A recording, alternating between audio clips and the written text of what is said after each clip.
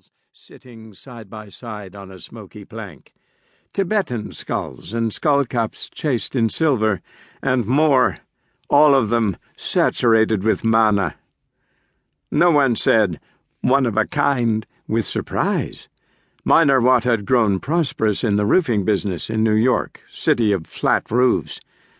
"A flat roof is designed to leak," he said, and his familiarity with the bones of these buildings led him to speculate successfully in real estate. From the age of 30 or so, Minor Watt had had everything he'd ever wanted, every dollar, every woman, every serious business deal, every artifact. His eye fell upon a standing bodhisattva, a mustached Maitreya from Gandhara carved in schist, 2nd century, Kushan period, clutching a plump vial that contained the elixir of immortality. A duplex on Park Avenue, a house by the sea in Connecticut, with a set of buildings that served as his personal museum. A loving wife. Where was she? His artworks were not for warehousing, but for display. Showing them was his incentive to collecting. He'd love taking his wife to the opera, Inca gold glittering at her throat. Even more than the joy that drove his collecting passion was the knowledge that in buying a rare object he had prevented someone else from owning it. Another pleasure in his collection was his certainty that, even as he was examining a piece, its value was rising, no matter what the stock market was doing. He had bought a small bacon in London, ahead of George Dyer.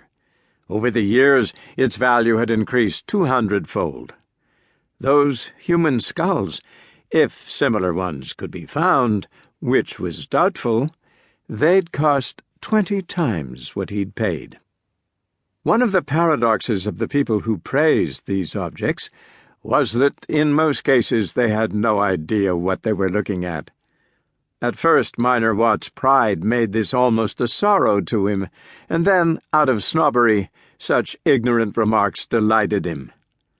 "I love this African stuff," someone would say, smiling at a fierce-faced Timor housepost. The Gandharan piece from the Swat Valley was taken to be Greek. Byzantine, an art historian said of an 18th-century Lalibela painting of the Ethiopian saint Gabra Memphis Cadus. His old cartoonish reverse-glass paintings, done by itinerant Chinese in Gujarat, baffled all viewers. Indonesia?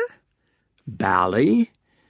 A bulb-headed Fijian throwing club, known as an ulu, was assumed to be a Zulu knobkerrie, and no one ever noticed that the ivory inserts on its lobes were human molars from its 5 victims.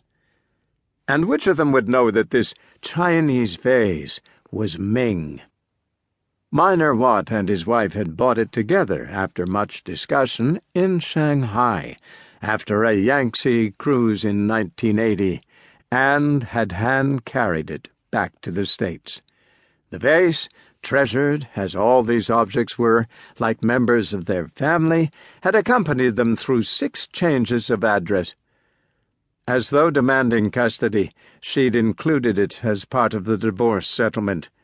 Had she noticed it glowing in the display cabinet on her previous visit with her lawyer? Thinking of the woman, he heard his intercom buzz, and then his secretary's voice. "Your wife is here." Already it was an odd word, since they'd agreed to the divorce months before and had now signed most of the papers. In mentally moving her out of his life, he was reminded of his mood when he sent a piece to be auctioned, how he had no feeling for it. Even though it still had monetary value, it was dumb and mummified. And, the thing having lost all meaning and hope, he smiled as he let it slip away. He had wondered which woman would show up. The angry woman, the sad woman, the wild-eyed woman, the oversensitive woman, the rejected one, the triumphant one, the sulker, the smirker, the old friend. She was none of